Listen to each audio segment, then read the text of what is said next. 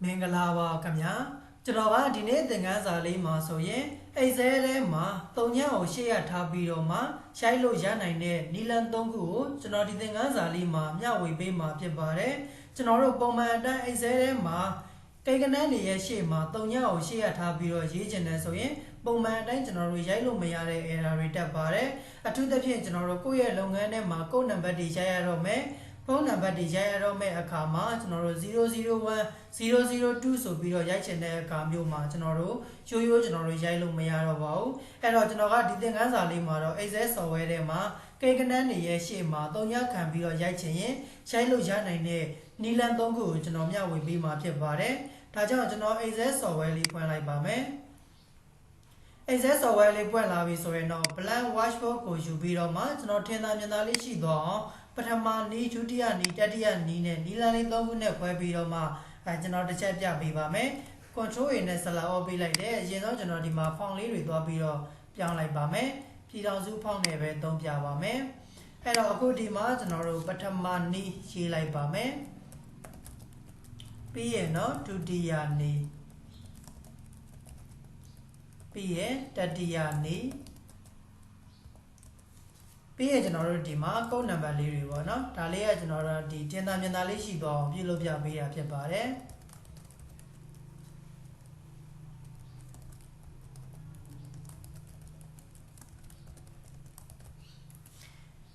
်အဲ့တော့အခုဒီမှာကျွန်တော်တို့ပထမနီးဒုတိယနီးတတိယနီးဆိုပြီးတော့မှနီလန်လေး၃ခုလောက်ထားတယ်သူတို့တွေရဲ့ column လေးတွေကိုကျွန်တော်တို့ချဲချင်တာဖြစ်တဲ့အတွက်အကုန်လုံးကိုကျွန်တော်တို့ select လေးပေးလိုက်ပါတယ်ပြီးရင်တော့ကျွန်တော်တို့ဒီမှာမောက်ရဲ့လက်ကလစ်လေးနဲ့ဖိဆွဲပြီးတော့ချဲလိုက်ပါတယ်ပြီးရင်တော့ဒီကောင်လေးတွေကို color လေးတွေချိန်လိုက်ပါမယ်ကုတ်နံပါတ်လေးတွေကိုတော့ကျွန်တော်တို့ level center လေးမှာထားမယ်ပြီးရင်တော့သူတို့တွေကိုကျွန်တော်တို့ select လေးပေးကျွန်တော်တို့ border တွေကနေပြီးတော့မှ all border ဘောင်းလေးခတ်လိုက်ပါမယ်အဲ့တော့ကျွန်တော်တို့အခုသင်ပေးမဲ့နီလန်လေးကကျွန်တော်တို့ Excel ထဲမှာကိန်းကနန်းတွေရဲ့ရှေ့မှာ၃ညခံပြီးတော့ရိုက်လို့ရနိုင်တဲ့နီလန်လေး၃ခုဖြစ်ပါတယ်အဲ့တော့ကျွန်တော်တို့ပုံမှန်အတိုင်းရေးကြည့်လိုက်ပါမယ်Excel ထဲမှာ001လို့ရိုက်ကြည့်လိုက်မယ် enter လေးခေါက်လိုက်တာနဲ့တပြိုင်တည်းသူကရှေ့က0တွေက auto ပျောက်သွားပါတယ်001လို့ရိုက်ရင်1လို့ပဲပေါ်တယ်002လို့ရိုက် enter လေးခေါက်ရင်2လို့ပဲပေါ်တယ်003လို့ရိုက် enter လေးခေါက်ရင်ကျွန်တော်တို့3လို့ပဲသူကပေါ်မယ်ပေါ့နော်အဲ့တော့ကျွန်တော်တို့ကအခုလိုမျိုး Excel ထဲမှာကိန်းကနန်းတွေရဲ့ရှေ့မှာ၃ညခံပြီးတော့ရိုက်ချင်တယ်ဆိုရင်ကျွန်တော်တို့နီလန်လေး၃ခုတွေကနေပြီးတော့ကိုယ်အဆင်ပြေတဲ့နီလန်တစ်ခုနဲ့ကျွန်တော်တို့ရေးလို့ရပါတယ်အဲ့တော့ပထမနီးကတော့ကျွန်တော်တို့ keyword ကနေပြီးတော့မှကျွန်တော်တို့ direct cloud လေးကိုခံပြီးတော့မှရှိုက်တဲ့နီလန်လေးဖြစ်ပါတယ်အဲ့တော့ back cloud လေးလဲဆိုတာကျွန်တော်တစ်ချက်ပြပေးမယ်เนาะ keyboard ပုံလေးခေါ်လိုက်ပါမယ် on screen keyboard ကျွန်တော်တို့ခေါ်ကြည့်လိုက်မယ်အဲ့တော့ keyboard ကနေပြီးတော့ကျွန်တော်တို့ back cloud လေးလဲဆိုတော့ကျွန်တော်တို့ဒီရဲ့ apostrophe cloud လေးပါကျွန်တော်တို့မြန်မာစာ font နဲ့ဆိုတော့သူက direct cloud လေးမှာရှိပါတယ်အဲ့တော့ကျွန်တော်တို့ကိန်းကနန်းတွေရဲ့ရှေ့မှာ Excel ထဲမှာ၃ညခံပြီးတော့ရိုက်ချင်တယ်ဆိုရင်ကျွန်တော်တို့ဒီရဲ့ direct cloud လေးကိုကျွန်တော်တို့တစ်ချက်နှိပ်ပြီးတော့မှရေးလို့ရပါတယ်အဲ့တော့ပြန်ပြီးတော့မှရေးကြည့်လိုက်မယ်ကျွန်တော်တို့ဒီမှာ direct cloud လေးကိုကျွန်တော်တို့တစ်ချက်နှိပ်မယ်ပြီးမှ001လို့ရိုက်enter လေးခေါက်လိုက်တာနဲ့တကြိုင်နဲ့သူက001ဆိုပြီးတော့ထွက်လာပါတယ်ရိုးကျွန်တော်တို့က001ရိုက် enter ခေါက်ရင်သူက1လို့ပဲထွက်မယ်ပေါ့နော်အဲ့တော့ကျွန်တော်တို့ရှေ့မှာ0ခံပြီးတော့ရိုက်ချင်တာဖြစ်တဲ့အတွက်ကျွန်တော်တို့ apostrophe cloud လေးကိုတစ်ချက်နှိပ်လိုက်တယ်ပြီးမှကျွန်တော်တို့002ဆိုပြီးတော့ရိုက် enter လေးခေါက်လိုက်တာနဲ့တကြိုင်နဲ့ကျွန်တော်တို့ဒီမှာကိန်းကနန်းတွေရဲ့ရှေ့မှာ၃ညခံပြီးတော့မှရေးလို့ရသွားပြီဖြစ်ပါတယ်နောက်ထပ်ပြီးတော့ရေးကြည့်လိုက်မယ်apostrophe cloud လေးခံ0023လို့ရိုက်လိုက် enter လေးခေါက်လိုက်တာနဲ့ကျွန်တော်တို့ရိုက်လို့ရသွားပြီဖြစ်ပါတယ်အဲ့တော့ဒါကတော့ကျွန်တော်တို့ keyboard ကနေပြီးတော့အလွယ်တကူရိုက်လို့ရတဲ့ပထမနီလန်လေးဖြစ်ပါတယ်နောက်တစ်နည်းကကျွန်တော်တို့ဒုတိယနည်းเนาะအဲ့တော့နောက်တစ်နည်းကကျွန်တော်တို့ keyboard ကနေပြီးတော့သွားပြီးတော့ရိုက်ရမှာမဟုတ်တော့သူ့ရဲ့ number format လေးတွေကိုသွားပြီးတော့မှပြောင်းပေးရမှာဖြစ်ပါတယ်အဲ့တော့ကျွန်တော်တို့အရင်ဆုံးအနေနဲ့ Excel ထဲမှာကိုရေးကျင်တဲ့ပေါ့နော်ဒီကို၃ညကိုရှေ့ရထားပြီးတော့ရေးကျင်တဲ့ဆက်ခွက်လေးတွေကိုအရင်ဆုံး select လေးပေးထားဖို့လိုပါတယ်သူကဒုတိယနည်းက select မပေးရင်တော့မရဘူးပေါ့နော်အရင်ဆုံးကိုရေးမဲ့ဆက်ခွက်တွေအားလုံးကိုမောက်ရဲ့လက်ကလစ်လေးနဲ့ဖိဆွဲပြီးတော့ select လေးပေးလိုက်ပါပေးပြီဆိုမှကျွန်တော်တို့ home tab ထဲကနေပြီးတော့မှ number group ထဲမှာကျွန်တော်တို့ဒီရဲ့ number format ပြောင်းတဲ့နေရာလေးရှိတယ်အဲ့ဒီနေရာလေးမှာပုံမှန်အတိုင်းကကျွန်တော်တို့ general ဆိုတာလေးဝင်နေပါတယ်ကျွန်တော်တို့က Excel ထဲမှာကိန်းကနန်းတွေရဲ့ရှေ့မှာ၃ညခံပြီးတော့ရေးချင်တာဖြစ်တဲ့အတွက် ဒီရဲ့ format ပြောင်းတဲ့နေရာလေးမှာတက်ဆိုတဲ့ format လေးကိုကျွန်တော်တို့ရွေးပေးထားရမှာဖြစ်ပါတယ်အဲ့တော့ဒီလိုမျိုးကျွန်တော်တို့က number format နေရာမှာတက်ကိုရွေးပြီးသွားပြီဆိုတာနဲ့ကျွန်တော်တို့ရေးချင်တဲ့ဖုန်းနံပါတ်တွေဒါမှမဟုတ်ကုတ်နံပါတ်တွေကိုကျွန်တော်တို့စပြီးတော့ရှိုင်းလို့ရသွားပြီဖြစ်ပါတယ်အဲ့တော့ဟုတ်မဟုတ်ကျွန်တော်တို့စမ်းကြည့်လိုက်မယ်39ခွန်6နှစ်9နှစ်5 4ခွန်6ကန်တာလေးခောက်လိုက်တာနဲ့တပြိုင်နက်ကျွန်တော်တို့ဒီမှာ3ညအောင်ရှေ့ရထားပြီးတော့မှရှိုင်းလို့ရသွားပြီဖြစ်ပါတယ်ဒီလိုပဲကျွန်တော်တို့ကုတ်နံပါတ်တွေရေးချင်တယ်ဆိုရင်လည်း03လုံး1ကန်တာလေးခောက်ကျွန်တော်တို့ရိုက်လို့ရသွားမယ်03လုံး4ကန်တာလေးခောက်လိုက်မယ်ကျွန်တော်တို့ရှေ့မှာ3ညကိုထားပြီးတော့မှရှင်းလို့ရသွားပြီဖြစ်ပါတယ်အဲ့တော့ဒါလေးကကျွန်တော်တို့ Excel ထဲမှာ3ညကိုရှေ့ရထားပြီးတော့ရေးလို့ရနိုင်တဲ့ဒုတိယနီလန်လေးဖြစ်ပါတယ်ဒါဆိုရင်ကျွန်တော်တို့နောက်ထပ်တတိယနီလန်လေးကိုကျွန်တော်တို့ဆက်ပြီးတော့သွားမယ်အဲ့တော့ပထမနည်းနဲ့ဒုတိယနီလန်ကိုတော့ကျွန်တော်တို့နားလည်လောက်ပြီးတော့တင်တယ်เนาะအဲ့တော့တတိယနီလန်လေးကလည်းကိုယ် Excel ထဲမှာ3ညကိုရှေ့ရထားပြီးတော့ရေးချင်တဲ့စဲကွက်လေးတွေအားလုံးကိုသူကလည်းကျွန်တော်တို့ဆက်လက်လေးပေးထားဖို့လိုပါတယ်ဆက်လက်ပေးပြီးသွားပြီဆိုရင်တော့ကျွန်တော်တို့ home tab ထဲကနေပြီးတော့မှ number group ထဲမှာ number dialog box လေးကိုကျွန်တော်တို့ဖွင့်ပေးရပါမယ်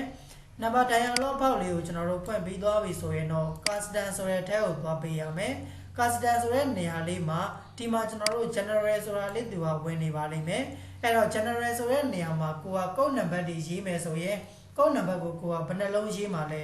ကိန်းကနန်း5လုံးသတ်မှတ်မှာလားဒီလုံးမဟုတ်4လုံးသတ်မှတ်မှာလား6လုံးသတ်မှတ်မှာလားကိုသတ်မှတ်ချင်တဲ့လောက်ကိန်းကနန်းလေးတွေရဲ့အရေးအတွက်အလိုက်ကျွန်တော်တို့0လေးတွေကြီးပဲရိုက်ပေးရမှာဖြစ်ပါတယ်တကယ်လို့ကိုကကုတ်နံပါတ်လေးရေးမယ်ပေါ့ကုတ်နံပါတ်ကိုကိုကကိုယ့်ရဲ့လုပ်ငန်းမှာကုတ်နံပါတ် item တွေကိုကုတ်နံပါတ်4လုံးသတ်မှတ်တယ်ဆိုရင်03လုံး1ဆိုရင်ဒါကျွန်တော်တို့ဒီနေရာလေးမှာ04လုံးကျွန်တော်တို့ထားပေးရပါမယ်ဆိုလိုတဲ့သဘောကကျွန်တော်တို့0ဆိုတာကကိန်းပြေကိုစားပြုတယ်ပေါ့နော်အဲ့တော့ကျွန်တော်တို့04လုံးသတ်မှတ်လိုက်တာနဲ့တပြိုင်နက်ကျွန်တော်တို့1လို့ရေးရင်သူက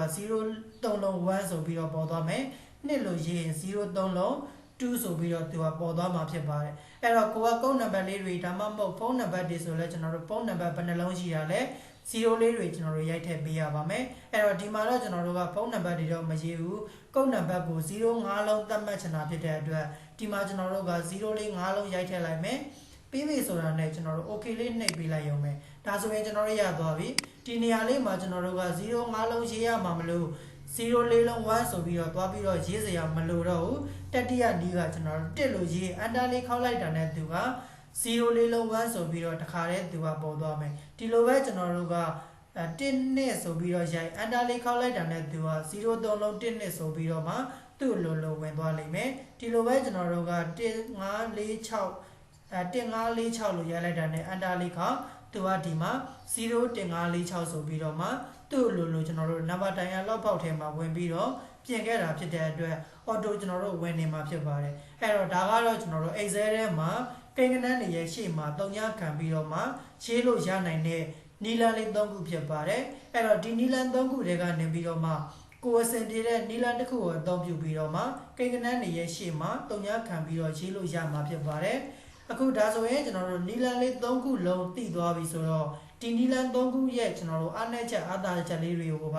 ါကျွန်တော်တစ်ချက်ပြောပြပေးပါမယ်အဲ့တော့ကျွန်တော်တို့ဒီမှာဆိုရင်ပထမနီးမှာဆိုကျွန်တော်တို့ keyboard ကနေပြီးတော့ direct ခလုတ်လေးကိုခံပြီးတော့ရိုက်ခဲ့လိုက်တယ်ဒုတိယနီးမှာတော့ကျွန်တော်တို့ number format နေရာမှာတက်ရွေးပြီးတော့မှကျွန်တော်တို့ပြောင်းခဲ့လိုက်တယ်တတိယနီလန်ကတော့ကျွန်တော်တို့ number dialog box လေးတွေကနေပြီးတော့ဝင်ပြီးတော့ပြင်ခဲ့ရတယ်အဲ့တော့ဒီနီလန်3ခုမှာသူတို့တွေရဲ့အားနည်းချက်အားသာချက်လေးကပထမနီးနဲ့ဒုတိယနီးကကျွန်တော်တို့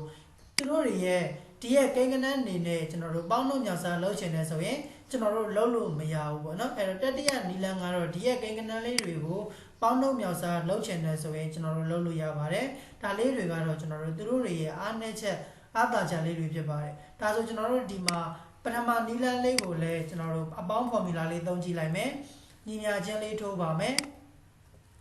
SUM ဆန်းပေါင်းလိုက်ပါမယ်ခွင်းလေးစပြီးရင်တော့ကျွန်တော်တို့ DS ကွက်လေးတွေအားလုံးကို001ရယ်002ရယ်003ရယ်3ခုလုံးကိုကျွန်တော်တို့ပေါင်းပါမယ်ခွင်းလေးပြန်ပိတ်အန်တာလေးခောက်လိုက်တာနဲ့သူကအဖြေထွက်မပေးနိုင်ဘူးပေါ့နော်ကျွန်တော်တို့ဒီမှာ home tab တွေကနေပြီးတော့ auto sum ကိုသုံးပြီးတော့ကျွန်တော်တို့ပေါင်းနေဆိုရင်လည်းကျွန်တော်တို့သူကဒီမှာအဖြေထုတ်မပေးနိုင်ပါဘူးဒါကတော့သူတို့တွေရဲ့ကျွန်တော်တို့အားနည်းချက်လေးတွေကျွန်တော်တို့ဖြစ်ပါတယ်အဲ့တော့ပထမနီး keyboard ကနေပြီးတော့ကျွန်တော်တို့ direct clock ကိုခံပြီးတော့ရေးခဲ့တယ်ဆိုရင်လည်း အဲ့ဒီရေးထားခဲ့တဲ့ကုန်းနံပါတ်လေးတွေကိုနဲ့ပေါင်းလို့မြန်စွာသွားပြီးတော့လုပ်ချင်တယ်ဆိုရင်လုပ်လို့မရပါဘူးဒုတိယနည်းကလည်းကျွန်တော်တို့တက် format လေးကိုရွေးပြီးတော့မှရိုက်ခဲ့ရတယ်သူ့မှာလည်းကျွန်တော်တို့အားနည်းချက်က AutoSend နဲ့ကျွန်တော်တို့ပေါင်းကြည့်နေတယ်ဆိုရင်သူတို့တွေကိုကျွန်တော်တို့ပေါင်းလို့ရမှာမဟုတ်ပါဘူးဒါဆိုရင်နောက်ထပ်တတိယနီလန်လေးအဲ့တော့တတိယနီလန်လေးမှာတော့ကျွန်တော်တို့ကနံပါတ်တိုင်ယာလောက်ပေါက်လေးမှာ0လေးတွေဝင်ပြီးတော့မှသတ်မှတ်ပေးခဲ့တာဖြစ်တဲ့အတွက်တတိယနီလန်လေးကတော့ကျွန်တော်တို့ပေါင်းလို့မြတ်စားလေးတွေလုပ်ချင်တယ်ဆိုရင်လုပ်လို့ရတယ်ဟုတ်မဟုတ်ကျွန်တော်တို့ဒီမှာ AutoSend လေးနဲ့ပေါင်းကြည့်လိုက်ပါမယ်ဒီကောင်လေး3ခုကိုပေါင်းမယ်အန်တာလေးခောက်လိုက်တာနဲ့သူကဒီမှာအဖြေလေးထုတ်ပေးနိုင်ပါတယ်အဲ့တော့ပထမနည်းရဲ့ဒုတိယနည်းရဲ့တတိယနီလန်လေးရဲ့တဲကနေပြီးတော့မှကိုယ့်ရဲ့လုပ်ငန်းထဲမှာကုန်းနံပါတ်လေးတွေကိုကျွန်တော်တို့ရေးတဲ့အခါမှာကိုယ်အဆင်ပြေတဲ့နီလန်တစ်ခုကိုအသုံးပြုပြီးတော့မှကျွန်တော်တို့လိုက်ပြီးတော့မှပြုလုပ်ပေးလို့ရပါတယ်အခုဒါဆိုရင်ဒီရဲ့သင်ခန်းစာလေးကအားလုံးအတွက်အရန်အကျိုးရှိမယ်လို့ထင်ပါတယ်ဒါလေးကိုကျွန်တော်တို့ကိုယ်တိုင်လက်တွေ့လိုက်ပြီးတော့မှလေ့ကျင့်ကြည့်ပေးပါအကယ်၍ကိုယ်တိုင်လေ့ကျင့်ကြည့်တဲ့အခါမှာကျွန်တော်တို့မရတဲ့နေရာလေးတွေရှိရဲ့ကျွန်တော်သင်ပေးတာနားမလည်လိုက်တဲ့နေရာလေးတွေရှိတယ်ဆိုရင်လည်းကျွန်တော်ကိုပြန်ပြီးတော့မေးမြန်းပေးလို့ရပါတယ်အကယ်၍ကိုယ်တိုင်လေ့ကျင့်ပြီးသွားပြီကိုလည်းဒီရဲ့နီလန်3ခုကိုကောင်းကောင်းမွန်မွန်အသုံးပြုတတ်နေပါပြီဆိုရင်တော့ဒီသင်ခန်းစာရဲ့ comment လေးမှာ DON နေတန်းဆိုပြီးတော့ရေးခဲ့ပေးပါအောင်ခင်ဗျာအခုဒါဆိုရင်တော့ကျွန်တော်ဒီသင်ခန်းစာလေးကိုဒီမှာပဲရှင်းနာလိုက်ပါမယ်အားလုံးအဆင်ပြေကြပါစေခင်ဗျာ